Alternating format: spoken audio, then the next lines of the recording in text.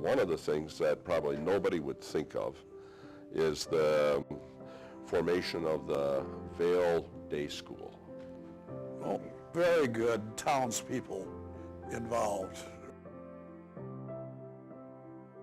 Susan went, my teacher, and she did not leave me the rest of the night. She sat right on the chair with me and kept going, my teacher, my teacher. I was hooked. I was hooked, and I sometimes still think, what would I have done with my life if I had said no? And I thank God every night that I said yes.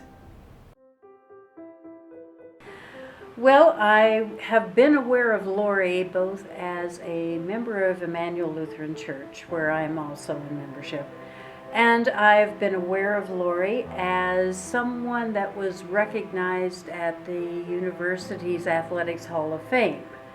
That was my beginning of knowledge of Lorrie. I have seen her at the pink events at the Arc. I see her in a lot of different places for a lot of different events. And I've always known that she and the university were kind of inseparable. But the specifics I knew very little about. We identified Vale Day as a source piece that we needed to fill in the information for the special collections and archives. Well, I think everyone who has been in this community for a number of years knows who Lorrie is. It is the same kind of acknowledgement of what a difference they've made that Lois Reiner and Walt Reiner made in the community.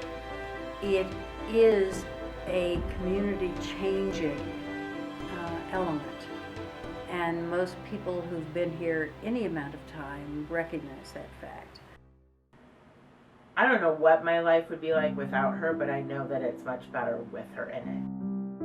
So I believe that really the fundamental principles of certainly this university is that we prepare students to lead and to serve.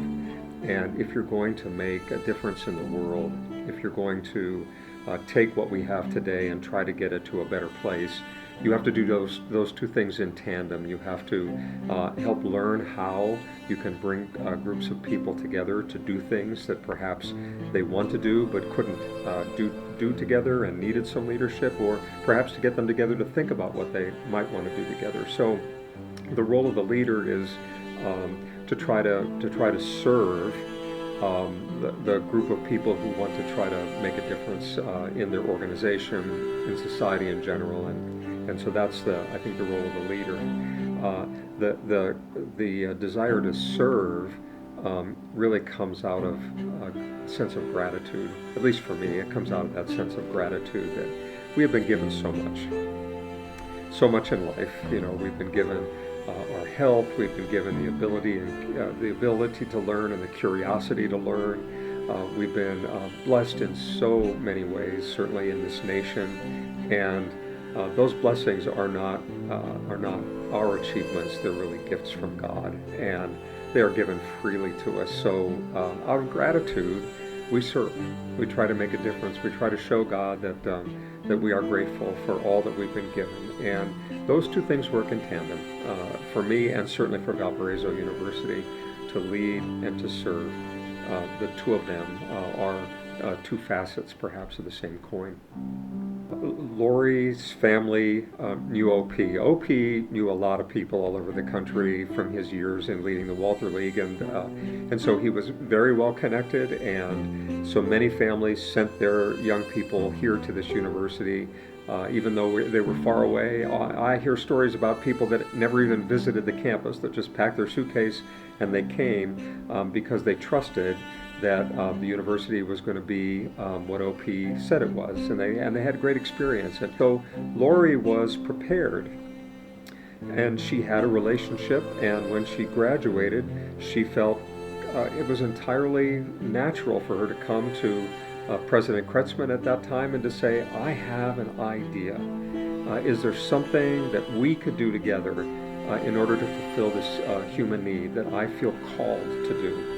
And OP, of course, is going to respond to that, because the student, Lorrie, who had graduated, was living out the mission of the university, exactly what she had been prepared to do. Well, there are many stories, but the one that really resonated with me was when the students were studying and the high school students came along and were mocking them through the window of the school. And where she chose to, and I'm sure the students were terrified, but she went out there and brought those students in and began to introduce them to the other, somebody who was fundamentally different than they were, and began to open up the possibilities in their mind that relationships could occur with people that may come from very different backgrounds and may have very different levels of understanding, and how that opened up into an ongoing, meaningful interaction, and the students came back and had lunch on a regular basis there. That is a wonderful story, and I was so moved by that story because it was truly a deep, rich understanding of the kind of dialogue that this world needs if we're going to change the world.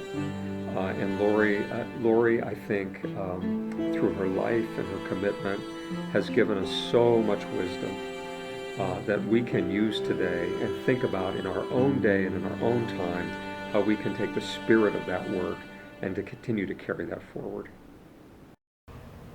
My name is Lorrie Woycik, and I grew up in Staten Island, New York. My dad was a minister, and so I've always been fairly close to the Lord. So sometimes I'm not all that good, but when it was time for me to come to college, my father had been the president of the deaf school, in fact he had started it, and so I had gone with him a couple of times to that, and I also had gone with him to Willowbrook State School, which was a school for what at that time was called retarded people, and I loved going there because while he was doing his ministerial things, I was enjoying the residence there. Little did I know then that God was preparing me for a lifetime of love. And when I came to Valpo U, I came out here for two reasons. Number one, because I did not want to go to school near home like most children do. And number two, my dad had gone to school with O.P. Kretzmann, and so he had that connection. And it's a decision that I have never, ever regretted. And when I was still in school, I met Barney, who became my husband, and we made our home in Valparaiso forever, and have 3 children. Both of my girls are teachers and special ed teachers. One still teaches in Hebron, and our son is a graphic artist. And it's just been a wonderful life, even better than the movie. Well, I met Lorrie in the 1950s, and she was going to Valpo University, and I worked at a cornet shop downtown, which was a ladies' shop. I was a senior in high school, and she would come in with her sorority friends, and they'd look at everything and just laugh and chuckle about this and that, and they just had the best time. we got together through Delta Theta Tau sorority. It's a philanthropic sorority, and we were both members. And we got involved doing things. And first thing I knew, Lorrie was teaching or working with special needs children at Vale Day School. So as the school grew, she called me and asked me if I would come and be like an assistant.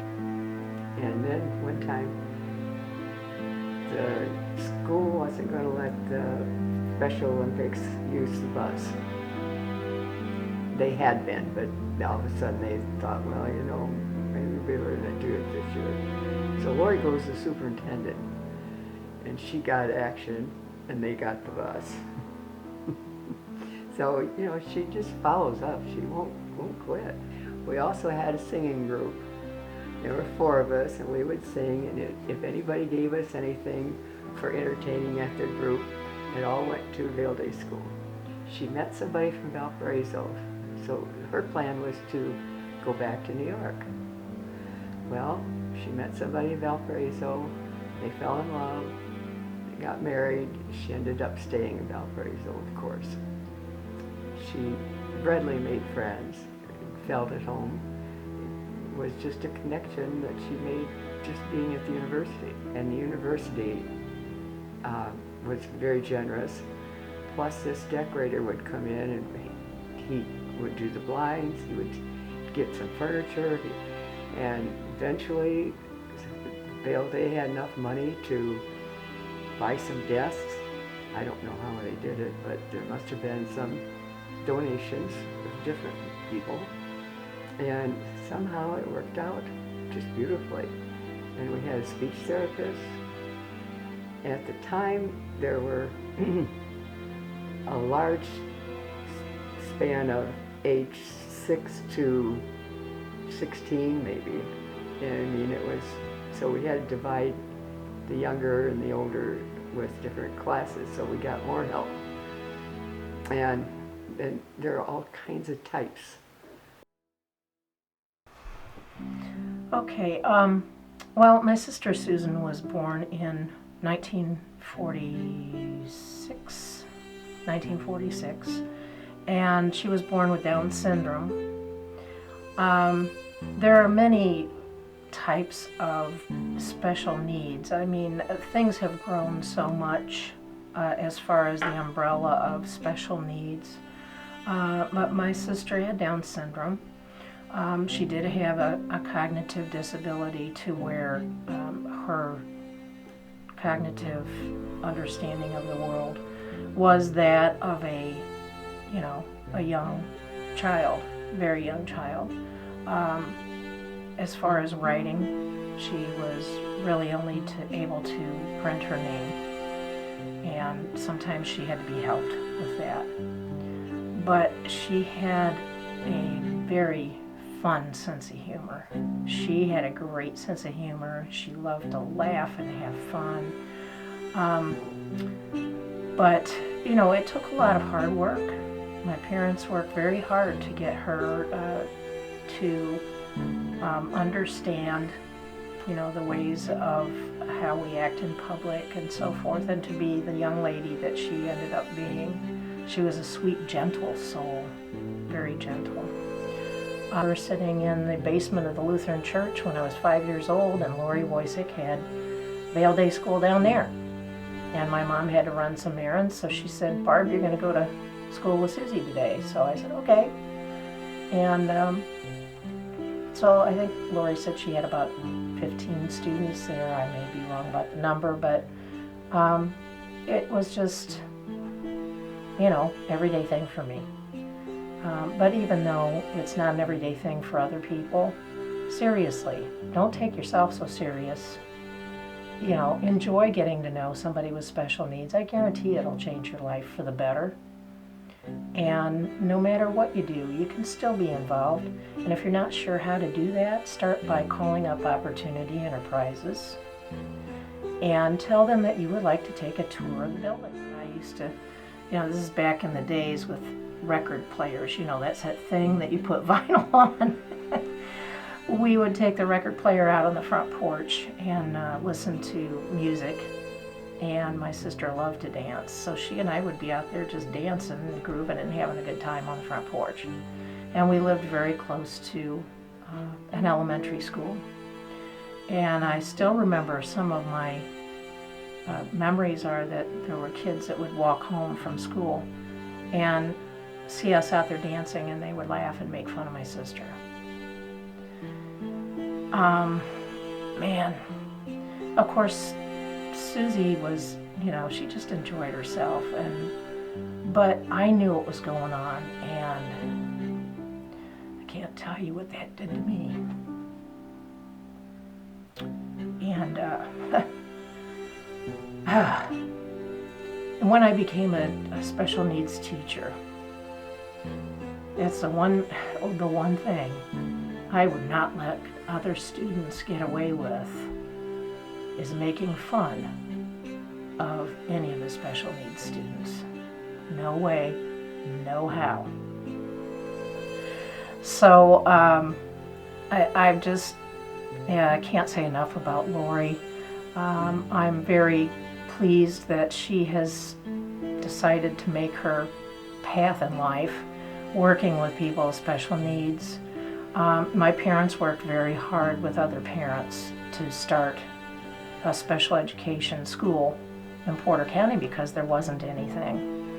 And the work that they had to do with other parents and Lorrie to get the school started was incredibly hard. They did have the backing of the Deltas, and with their help they were able to start the school, because my parents told me they had to send Susie away to school all the time, to a state school. My mom told me that it just made her cry every time, meaning my mother and my father, that they cried when they had to send her off to school, and they wanted her home. So thank God for Lorrie and her career. She has touched so many lives that I'm certain that she has no idea how many lives she's touched. Because of my parents and my sister, I became a special education teacher, and I taught for 23 years. My goal was always to be as compassionate and as dynamic as Lorrie. I know I have the compassion. I don't know if anybody can be as dynamic as Lorrie, because that lady, I hope I have that much energy on a daily basis. But what she has done has changed lives so incredibly that there are just really no words for it. My sister passed away in 1997. And it was about a day or two before she passed, and she had been very unresponsive to any of us. We had her at home with us. And I called Lorrie and told her, you know, Susie is on her last bit of time, and if you want to see her, you need to come over. And Lorrie said, I will be there. And when Lorrie came, my sister had been laying on the couch, just unresponsive, and when Lorrie came, I told Susie, I said, Susie, Woycik's here. My sister opened her eyes. Lorrie sat down next to her. We sat my sister up, and she just looked at Lorrie the whole time and smiled, and Lorrie talked to her and held her hand.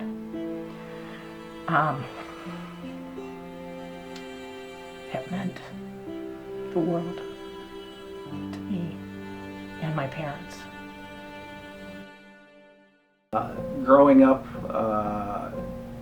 as a youth, I was exposed to my parents' thoughts about service in the community.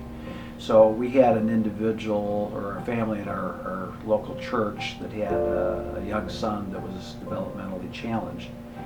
And at that point in time, there was this theory called patterning exercises that was used to recreate the crawling motions of a young child, with the thought that that would cause their cognitive abilities to improve. So every Sunday after church, one of my brothers and my mother and I would go to this house of our church members and help do this patterning exercise to help the kid improve his cognitive abilities. I'm not sure whether that really worked or not, but it did have an impact on me to do something like that. So when I got to Valparaiso University, I heard about a program at the Vail Day School where we would be mentoring a student during the course of a semester and teaching them how to swim. Well, as mayor, I've had the opportunity to see the community from a lot of different angles. And we are a unique community. We have more than our share of amazing people. And Lorrie is certainly one of those people. And anybody who knows her or knows of her would quickly agree with that. I think that the thing about Lorrie is that she's not just somebody who has impacted buildings or development or served on some board or offered leadership in education, which of course she has, but she's really deeply affected the persona of our community by helping us to see the great dignity of all human beings and to understand the potential that lies with every person that God has created. And so she has really raised the understanding of the sanctity and the dignity of life for our community in profound ways. And also she's exhibited this incredible selflessness and servant leadership that has impacted virtually every sector of our community, whether it be the business sector or education sector or the faith community or the government community. And so Lorrie is Lorrie, and we are just so grateful to have had her shape us in so many ways as a community. Yeah, so I think the Special Olympics, obviously Vail Day is significant, and that morphed into Self, which has been a big part of our community. But, you know, the Special Olympics were really special for Lorrie for a number of reasons. First of all, she's an athletic person, so it was a natural fit. And she knows that athletics are an important part of everyone's life. And I think this was an area that maybe those with special needs have been overlooked because they lack, you know, some of the motor functions to be able to compete with those who are not special needs.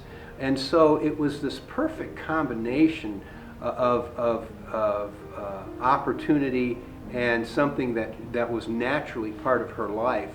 And when she took that on, it reverberated through the whole community, and everybody supported it, and everybody was excited about it. And she was so excited going around telling stories about how well this person did and what the smile on this young man's face as he came across the finish line, or this young lady when she finished her swimming race. And you know, her energy is infectious, but it's indefatigable. I mean, there's no limit to it, and so that kind of energy. She's a magnet for or a force for human flourishing. Well, when Dee Dee started going to Self School, which was very new at that time, and she was a teacher there, and she got up and talked, and I thought, oh, she is a special person. She made me feel good, and she just was very special. She loved all of the children, and she just accepted everyone, and it was wonderful. Because it wasn't like she was doing a favor for you, you know. It was like she just was happy doing this and loved the children, and it was wonderful. Yeah, she just made me feel like Dee Dee was so special and wonderful, and she should be honored, and you know. So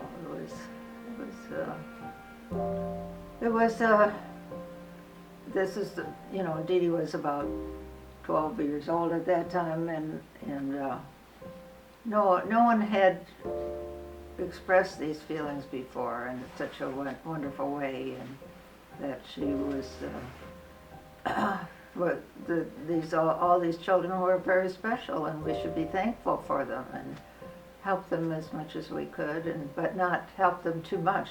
Lorrie didn't do that. She wanted the people to do the things themselves. Dee Dee was when she went to this wonderful self-school, which I'm sure Lorrie had a lot to do to get this built in this community.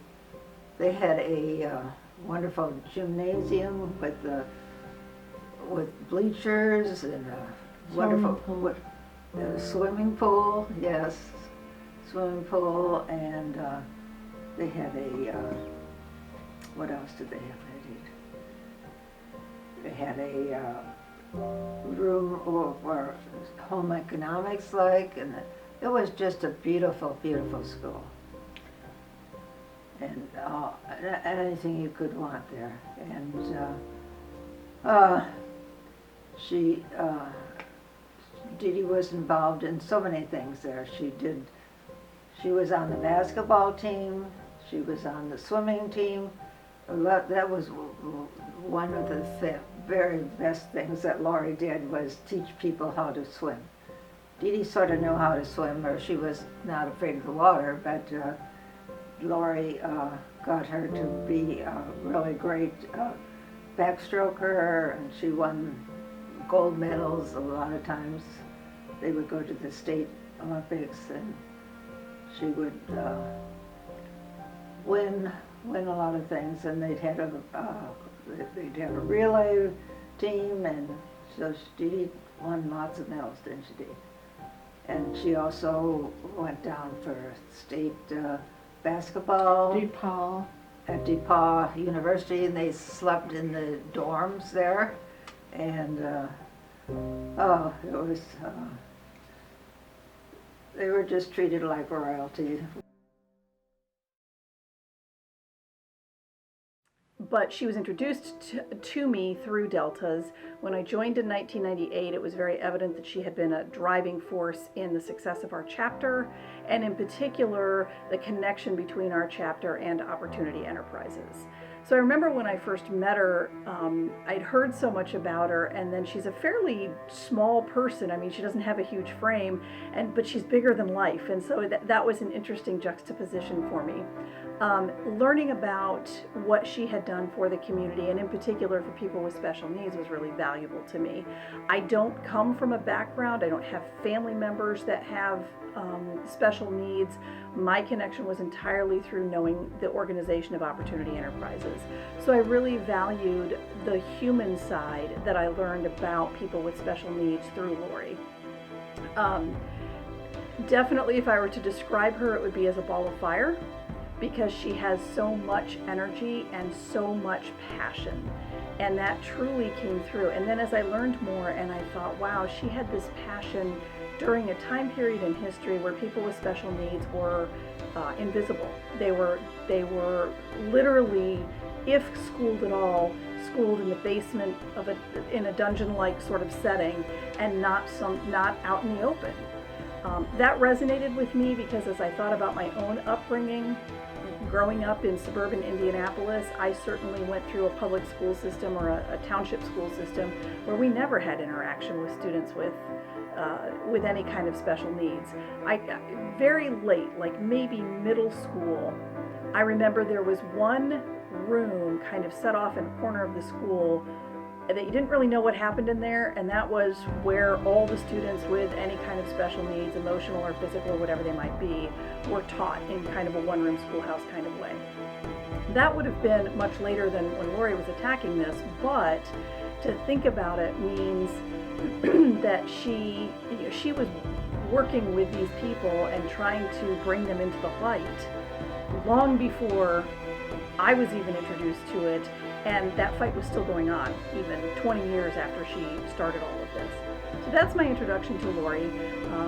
The other thing that I think is not surprising necessarily, but the other thing that I think is remarkable about her, she has so many accomplishments, and she will downplay those accomplishments in a variety of ways. Incredibly humble. She has no sense of herself as part of that accomplishment, but only focuses on the accomplishment itself. It's gratifying today to still be involved with what she really started, with what the seeds she planted are blossoming, not only for students in schools with special needs, but with the growth of Opportunity Enterprises and its ability to serve people with all manner of special needs, almost from birth to death. Absolutely. What she started really has touched many, many areas of my life. So just a brief connection or brief description of how I ended up on the board at Opportunity Enterprises. My husband was actually on the board for 10 years before I was, and he made the connection with Opportunity Enterprises through his work. He's a banker, and he was the financial officer for the institution, or for OE. And the first time he met with the people at OE and went on a tour of the facilities, he was hooked instantly. Just what an amazing organization that it is, the service that they provide, the culture of the organization, the support, both financial and emotional, that they had from people in the community. So he spent 10 years on the board, and that's how I really got to know them. It intersected very neatly with the time that I also became a Delta. And so realizing that there were sort of two forces in my life showing me Opportunity Enterprises kind of said, hey, this is something you're put in this place for a particular reason. This path has been carved out for you. And I couple that with working at Valparaiso University, where we have a very strong commitment to service learning and to serving other people. And I just saw the connection among all of those things, to the point where in the spring of 2006, I taught a topics course called Public Relations and Nonprofit Organizations. And I partnered with Opportunity Enterprises, where each of the things that we talked about once a week, I would have somebody from the executive team of OE or board members come in and talk to a college class of undergraduate students to help them understand what it's like to work in a nonprofit institution. And one of my favorite things that came out of that was a phrase that I've used over and over since, and that's that many jobs will give you a paycheck, and other jobs will give you an emotional paycheck. The message, of course, working in nonprofit institutions is not a place where you will get rich financially. But you walk away from the job every day going, what I did today matters. What I did today is helping somebody else. And I can credit Lorrie for that, because had all of those things not intersected in my life, I wouldn't really have a grasp of that concept. So Delta Theta Tau was started in 1919, and it was started by a group of 5 high school girls in Muncie, Indiana. And their purpose was simply that there were families in need. It was near Christmas time, and they wanted to create food baskets for those families in need. They then did what was very popular during that time and decided maybe this should be another one of our secret societies, not unlike Greek organizations are today. So they formed it, and it grew within the state of Indiana and then across the country, so it's a national organization.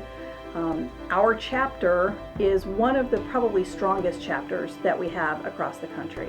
And I again credit that to the connection that we have to Opportunity Enterprises. What a natural marriage.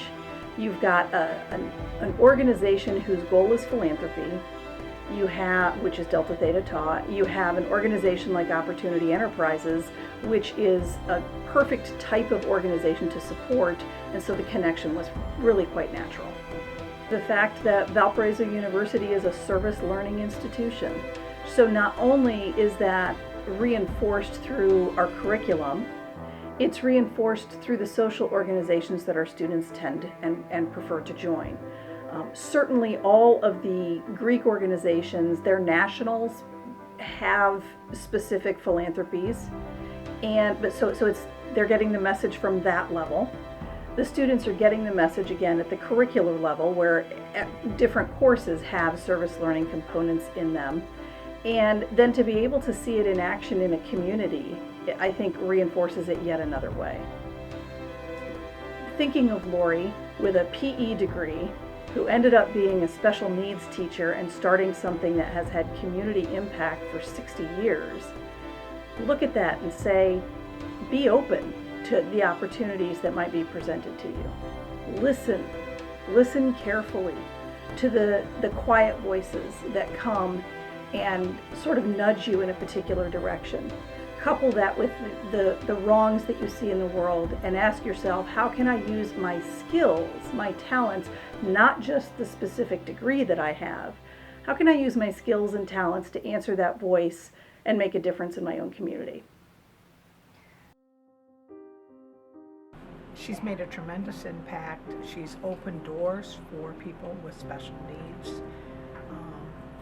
Many years ago, people that had children like that were left at home, and there was no interaction in the community. Many people didn't know somebody had a sister, brother, aunt, uncle, whatever, and she wanted to see something done. She came into the program offering a lot of advice, having a professional as herself in that field, understanding what these children needed and so forth.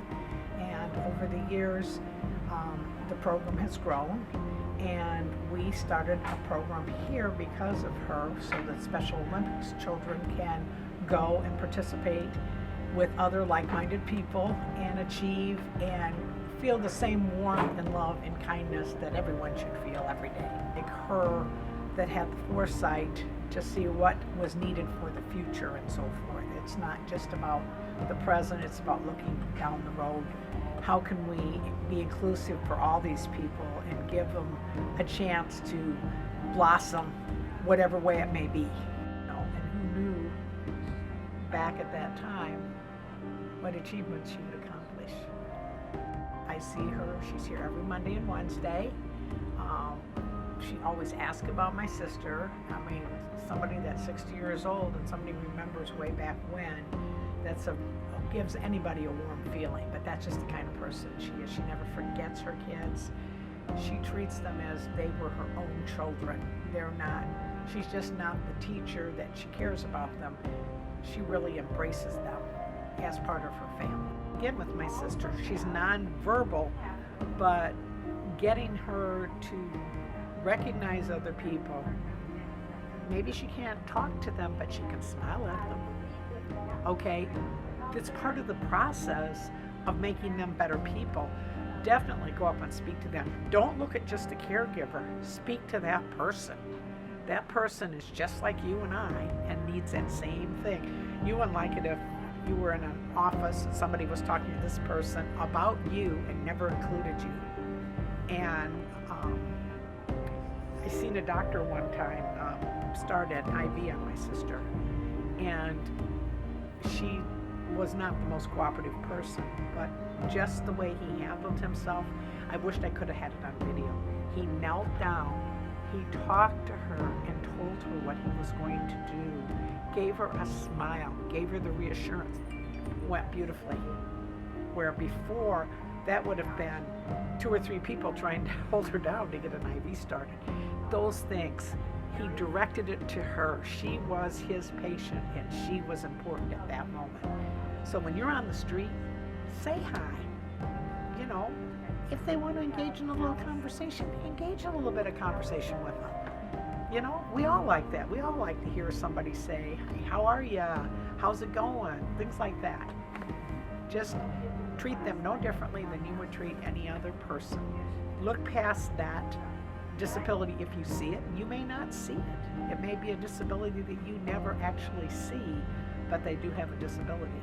So take them from where they're at, give them that warm, inviting feeling, and you know, each time you see them, just a hi. It means a lot.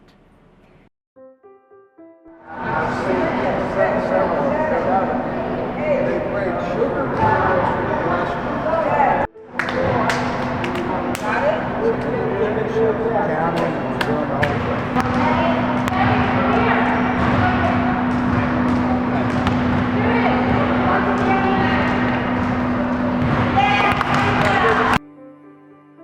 is fantastic.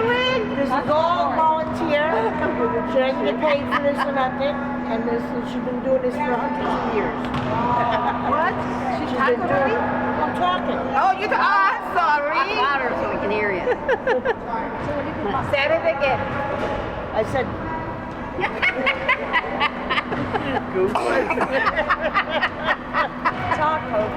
Talk. You talk. Well, I'm not speaking. I've had my Kevin for 10 years. Well, this will be the 11th year, and she's been doing this for, I don't know, 60 years maybe. Okay, and she's all volunteer. Everybody, even LaPorte County know her. The Special Olympics in LaPorte County, all the girls, women there know her also. That's how well known she is. Even when she lost her husband, she came. Okay, she only took a day or two, a couple of days off to come and be with her guys, her people, her kids. These are all her kids. She calls them her children. Yeah. She's a wonderful woman. God bless her. I hope she never goes away. All right. Here I come in from Ohio and I'm in Indiana and I have like maybe a couple months coming. Few months. But everybody is awesome. Where are you going?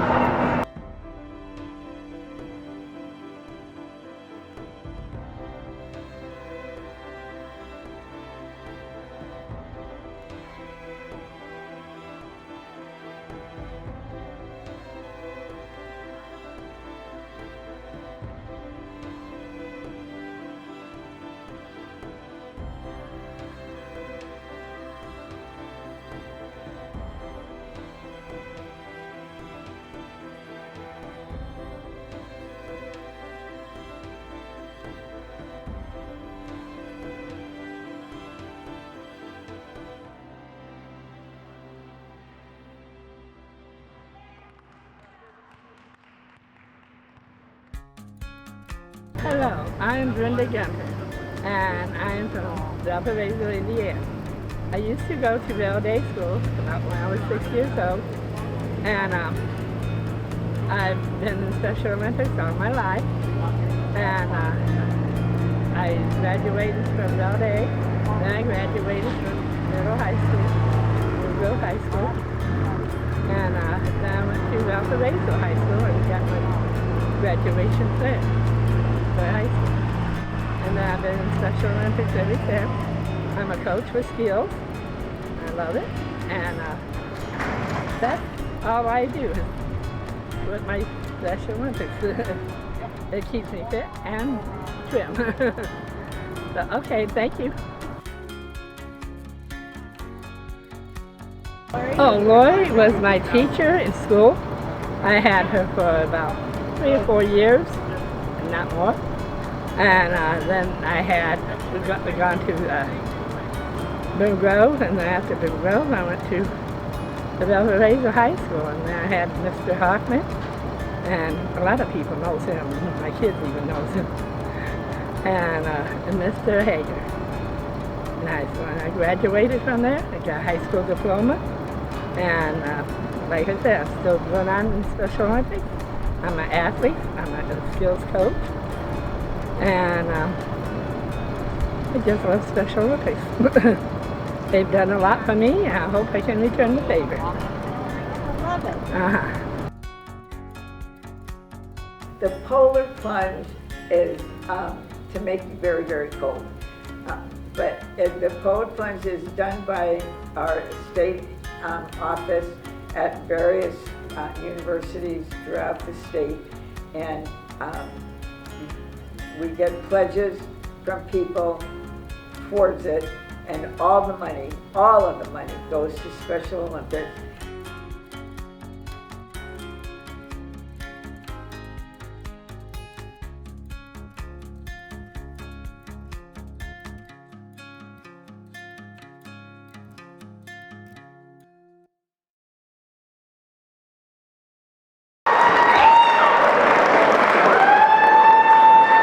These three individuals have been working with us for multiple years and are really the face of this event. For the land of the free.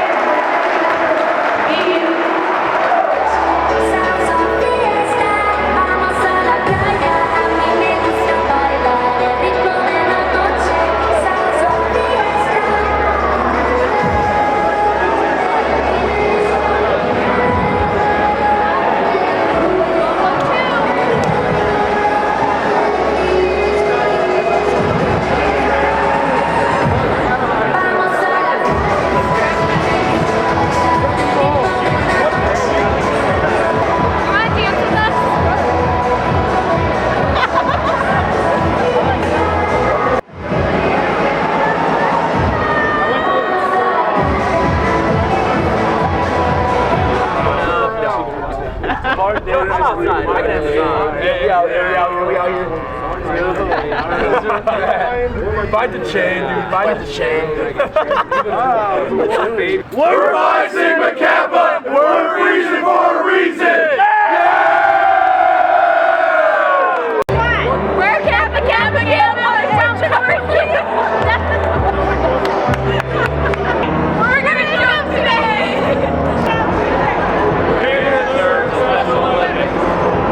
Hi, my name is Lena Hijaz, and I am here to support my daughter. This is her first year doing the plunge. Hi, my name is Samir Hijaz, and I'm Dua's dad. I'm here to support her do the polar plunge for the first time ever, and if I got encouraged also, I will do it. No way. Hi, my name is Dua Hijaz. I'm a junior here at Valpo University, and this is my first year doing the polar plunge. I was encouraged to do it by a friend in the chemistry department, and she encouraged my friends and I who are in organic chemistry to sign up as a unit and do the polar plunge for the Special Olympics. I actually participated in it in high school. They had they would take kids from the school and special needs kids, and they would have basketball teams, and we'd go around the state and play. So, and I had my sister-in-law teaches special ed at Boone Grove High School. So. And then when I was growing up in Jersey, I participated in the Special Olympics as well, helping volunteer and participate along with my other peers, and that was really rewarding and fulfilling and a great experience. So this was just like one way I could give back in like some tangential way. Like today, I'm at the polar bear plunge, and I am getting wet. Go,